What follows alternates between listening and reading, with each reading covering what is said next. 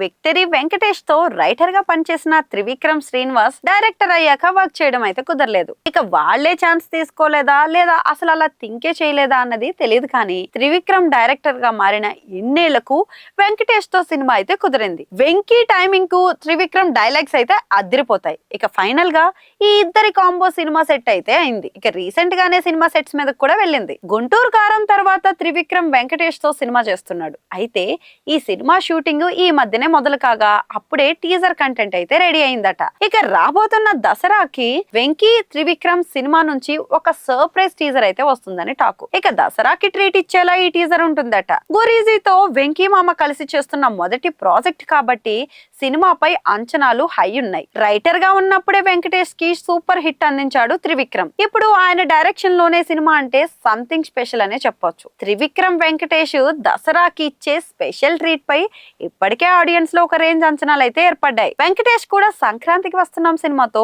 300 కోట్లు కలెక్ట్ చేసి అదరగొట్టేశాడు. ఇక త్రివిక్రమ్ తో సినిమా కాబట్టి సరిగ్గా కుదిరితే మాత్రం ఇది కూడా బాక్స్ ఆఫీస్ దగ్గర సాలిడ్ వసూళ్లు తీసుకొచ్చే ఛాన్స్ అయితే ఉంటుంది. వెంకటేష్ ఫ్యామిలీ ఎంటర్టైనర్ సినిమాలు చేస్తే ఆ లెక్క వేరేలా ఉంటుంది. వెంకీ మామ టైమింగ్ ను పట్టుకుని సినిమా చేస్తే అది పక్కా సక్సెస్ అవుతుంది. ఆల్రెడీ గురూజీతో వెంకీ సింక్ బాగానే ఉంటుంది కాబట్టి ఈ సినిమా తప్పకుండా ఫ్యామిలీ ఎంటర్టైనర్ గా వచ్చి బాక్స్ ఆఫీస్ ని కలకల్లాడేలా చేస్తుందనే చెప్పొచ్చు. వెంకటేష్ త్రివిక్రమ్ సినిమాను 2026 సమ్మర్ కి రిలీజ్ లాక్ చేశారట. హారికా హాసిని బ్యానర్ లో తెరకెక్కుతున్న ఈ సినిమాను చిన్నబాబు అయితే నిర్మిస్తున్నారు. ఇక సినిమాలో మీనాక్షి చౌదరినే హీరోయిన్ గా తీసుకుంటున్నారని ఒక టాక్.